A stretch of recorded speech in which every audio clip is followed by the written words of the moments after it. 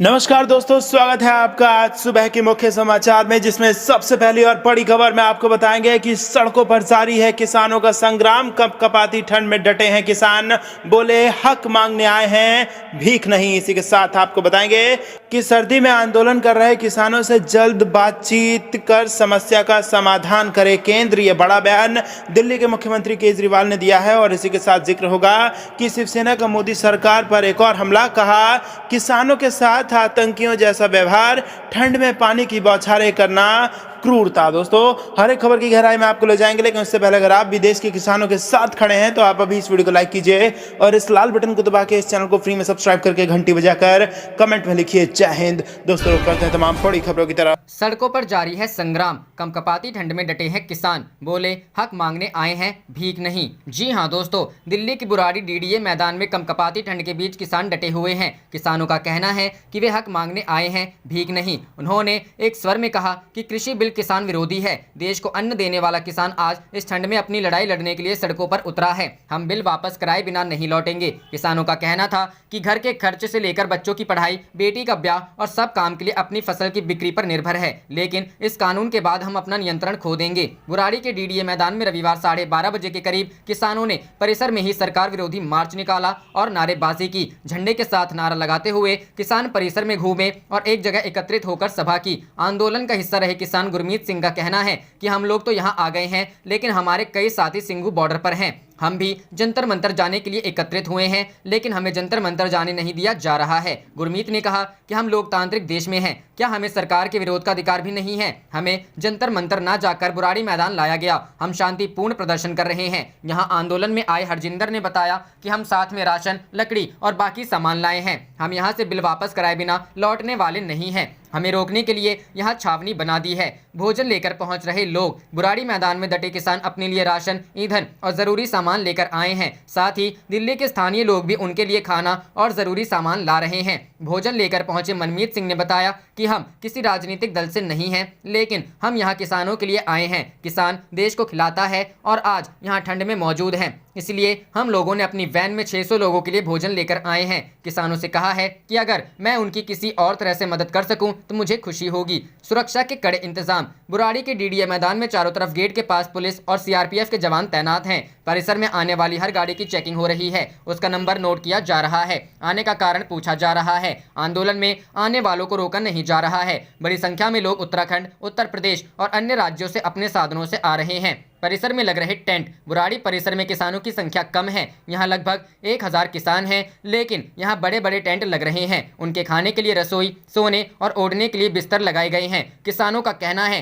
कि हो सकता है कि हम लोगों के समर्थन में आने वाले किसानों के लिए यहाँ व्यवस्था हो रही हो, लेकिन जो किसान यहाँ आ रहा है वह अपनी व्यवस्था करके आ रहा है। हम किसी सरकार के भरोसे नहीं हैं। रुख करते हैं अगली खबर की तरफ। सर्दी में आंदोलन कर रहे किसानों से जल्द बातचीत कर समस्या का समाधान करे केंद्र, केजरीवाल। जी हां दोस्तों, मुख्यमंत्री अरविंद केजरीवाल देश के किसान कड़ाके की ठंड में सड़कों पर मुसीबत झेल रहे हैं। मुझे उम्मीद है कि केंद्र सरकार किसानों से बातचीत कर उनकी समस्या का शीघ्र समाधान निकालेगी। उन्होंने कहा कि कड़ाके की ठंड में जब देश के लोग घरों में हैं, वह रात भी सड़कों पर गुजार रहे हैं। सोमवार को उन्होंने एक बयान जारी करके कहा कि उन्होंने अपने पार्टी के कार्यकर्ताओं, विधायकों को उनकी सेवा करने के लिए भेजा है। अरविंद केजरीवाल ने गुरु नानक पर्व पर उन्होंने दिल्ली समेत पूरे देशवासियों को बधाई देते हुए कहा कि उनका सबसे बड़ा संदेश मानव सेवा का था। आम आदमी पार्टी के कार्यकर्ता दिल्ली की सीमाओं पर अपनी मांगों को लेकर बैठे किसानों की सेवा में लगे हुए हैं। मैंने सभी को निर्देश दिया है कि वह किसानों के खाने, मेडिकल, पानी सभी जरूरतों को पूरा करें। केजरीवाल ने कहा कि ठंडे में मुसीबत झेल रहे किसानों से केंद्र सरकार जो जल्द से जल्द बात करके समाधान निकालना चाहिए।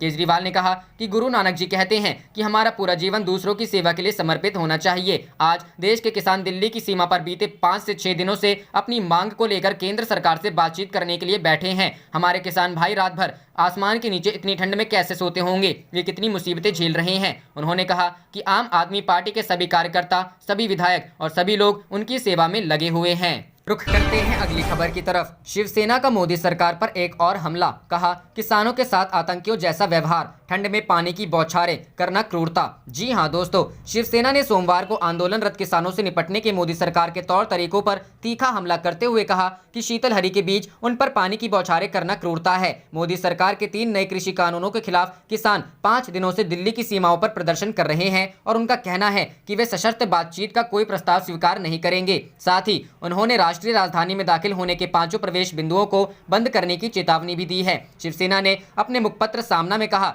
दिल्ली की सीमाओं पर हमारे किसानों के साथ आतंकवादियों जैसा बर्ताव किया जा रहा है और उन पर हमला किया जा रहा है, जबकि आतंकवादी हमारे जवानों को कश्मीर में सीमाओं पर मार रहे हैं। शिवसेना ने किसान आंदोलन के खालिस्तान से जुड़े होने का दावा करने पर हरियाणा के मुख्यमंत्री मनोहर लाल खट्टर की निंदा की। उसने कहा, भाजपा अराजकता पैदा करना चाहती है। खालिस्तान एक बंद अध्याय है जिसके लिए इंदिरा गांधी और जनरल अरुण कुमार वैद्य ने अपने प्राण न्यौछावर किए। उसने कहा, सरकार राजनीतिक विरोधियों को कुचलने के लिए अपनी पूरी ताकत लगा रही है, लेकिन देश के दुश्मनों से निपटने के लिए उसकी यह दृढ़ता क्यों नहीं दिखती। शिवसेना ने कहा कि पिछले 1 महीने में सीमाओं पर दुश्मनों से लड़ते हुए महाराष्ट्र के 11 सैनिक शहीद हुए। गुजरात में प्रधानमंत्री नरेंद्र मोदी और गृह मंत्री अमित शाह द्वारा निर्मित सरदार पटेल की विशाल प्रतिमा का जिक्र करते हुए सामना ने अपने संपादकीय में कहा कि पटेल किसानों के नेता थे और उन्होंने ब्रिटिश सरकार के खिलाफ कई किसान आंदोलनों का नेतृत्व किया था। उसने कहा, किसानों के साथ हो रहे बर्ताव को देख उनकी प्रतिमा की आंखें जरूर नम हो गई होंगी। शिवसेना ने कहा कि केंद्र प्रवर्तन निदेशालय और केंद्रीय अन्वेषण ब्यूरो जैसी एजेंसियों का इस्तेमाल अपने राजनीतिक विरोधियों के खिलाफ एक हथियार के रूप में कर रही है। उसने कहा, एजेंसी को अपनी वीरता दिखाने का भी मौका मिलना चाहिए। उसने ईडी और सीबीआई के कर्मियों को अपने दुश्मनों के खिलाफ लड़ाई में सेना की मदद के लिए लद्दाख और कश्मीर में तैनात किए जाने का सुझाव भी दिया। करते हैं अगली खबर की तरफ। मोदी तीनों काले कानून सस्पेंड करें, किसानों के खिलाफ दर्ज 12,000 एफआईआर वापस ले, कांग्रेस। जी हां दोस्तों, नए कृषि कानूनों के विरोध में शुरू हुए किसान संगठनों के आंदोलन को कांग्रेस जमकर समर्थन कर रही है। सूबे की खाप पंचायतें और कुछ निर्दलीय विधायक भी दिल्ली कूच का समर्थन कर चुके हैं। अब कांग्रेस के राष्ट्रीय महासचिव व कांग्रेस अध्यक्षा सोनिया गांधी की सलाहकार कमेटी के सदस्य रणदीप सिंह सुरजेवाला ने प्रधानमंत्री नरेंद्र मोदी पर करारा हमला बोला है। सुरजेवाला ने कहा है कि सरकार किसानों के हित के कृषि कानूनों के बजाय ये काले कानून लाई है। हम प्रखर विरोध करते हैं। हमारी मांग है कि मोदी तीनों काले कानूनों को सस्पेंड करने की घोषणा करे। सुरजेवाला बोले, जब मोदी अपने कृषि कानून को सही बताते रहे हैं तो फिर यह किसानों से वार्ता का ढोंग क्यों देश के गृह मंत्री व कृषि मंत्री किसानों से वार्तालाप का स्वागत करते हैं। सुरजेवाला ने ट्वीट करते हुए कहा कि मन की बात में प्रधानमंत्री मोदी खेती विरोधी 3 काले कानूनों को सही ठहराते हैं। हम पूछ रहे हैं कि जब देश का मुखिया ही इन 3 काले कानूनों के समर्थन में आ खड़ा होगा तो बातचीत किससे होगी,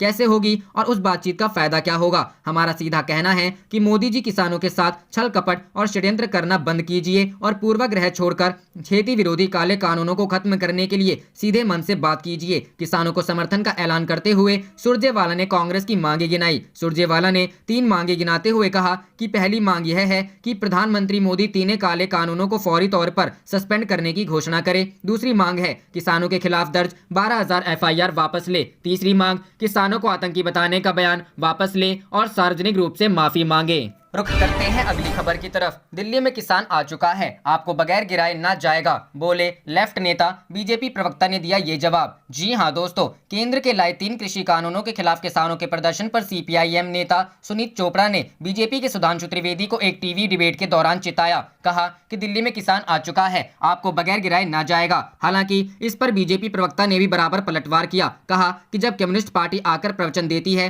तब मुझे एक कहावत याद आती है कि आग लगे हमारी झोपड़िया में हम गाएं बल्हार, ये उसी में खुश हैं। दरअसल यह मामला हिंदी न्यूज चैनल आज तक के डिबेट शो हल्ला बोल से जुड़ा है। बंगाल चुनाव के मसले पर 28 नवंबर को चर्चा हो रही थी, जिसमें एंकर चित्रा त्रिपाठी के साथ कुछ और मेहमान भी थे। चोपड़ा इसी दौरान बीजेपी त्रिवेदी को लेकर बोले, इनकी पार्टी टुकड़े टुकड़े गैंग है। मैं किसानों के दोनों कैंप देखकर आया हूँ। उधर न सिख है, न मुसलमान है, न हिंदू है और न ईसाई है। वे कह रहे हैं इस सरकार ने बैंक और देश लूट लिए, अब ये सरकार किसान की जमीन लूटने जा रहे हैं। वे दिल्ली से नहीं हटेंगे जब काले कानून वापस नहीं लिए जाएंगे। बंगाल क्या जा रहे हो, दिल्ली संभाल लो। केजरीवाल ने बाहर कर दिया शहर से। इन लोगों ने कर्जा देने के अलावा और कुछ नहीं किया, नौकरी है नहीं, इसलिए एक नौजवान तेजस्वी ने मोदी को हरा दिया। अब हैदराबाद में हार कर आ जाएंगे। इसी बीच सीपीआईएम नेता ने कहा, आप समझ लो दिल्ली में किसान आ चुका है, आपके गिराए बगैर नहीं जाएगा। इसी पर आगे जब त्रिवेदी ने टोका और कहा, इनके राग मल्हार की हकीकत देखिए, ये किसानों की बात कर रहे हैं। अगर भारत के इतिहास में एकमात्र घटना है जब पुलिस ने नहीं पार्टी के गुंडों ने बंदूकें ले किसानों को जमीन से बेदखल किया। रुक करते हैं अगली खबर की तरफ। मोदी सरकार पर बरसे राहुल गांधी, बोले मत भूलो किसान जब आवाज उठाता है तो पूरा देश सुनता है। जी हां दोस्तों, केंद्रीय कृषि कानूनों के विरोध में प्रदर्शन कर रहे किसानों को समर्थन दे चुके कांग्रेस के पूर्व अध्यक्ष राहुल गांधी ने एक बार फिर सरकार को आड़े हाथों लिया। उन्होंने कहा कि जब किसान आवाज उठाता है तो उसकी आवाज पूरे देश में गूंजती है। राहुल गांधी ने सोमवार को ट्वीट कर लिखा कि मोदी सरकार ने किसान पर अत्याचार किए, पहले काले कानून फिर चलाए डंडे, लेकिन वो भूल गए कि जब किसान आवाज उठाता है तो उसकी आवाज पूरे देश में गूंजती है। किसान भाई बहनों के साथ हो रहे शोषण के खिलाफ आप भी #speak up for farmers campaign के माध्यम से जुड़िए। राहुल गांधी ने अपने ट्वीट के साथ एक वीडियो भी शेयर किया है। इस वीडियो में सरकार से मांग की गई है कि अपने अधिकारों का प्रयोग करने वाले किसानों के खिलाफ हिंसा और अत्याचार बंद करो। वीडियो में कहा गया कि किसानों की आज और उनकी परेशानियों को सुनो। जाने से पहले आप इस वीडियो को लाइक कीजिए और इस लाल बटन को दबा के इस चैनल को फ्री में सब्सक्राइब करके घंटी बजा लीजिए। आप देख रहे थे आपका अपना चैनल धड़ाधड़ न्यूज। जय हिंद, जय भारत।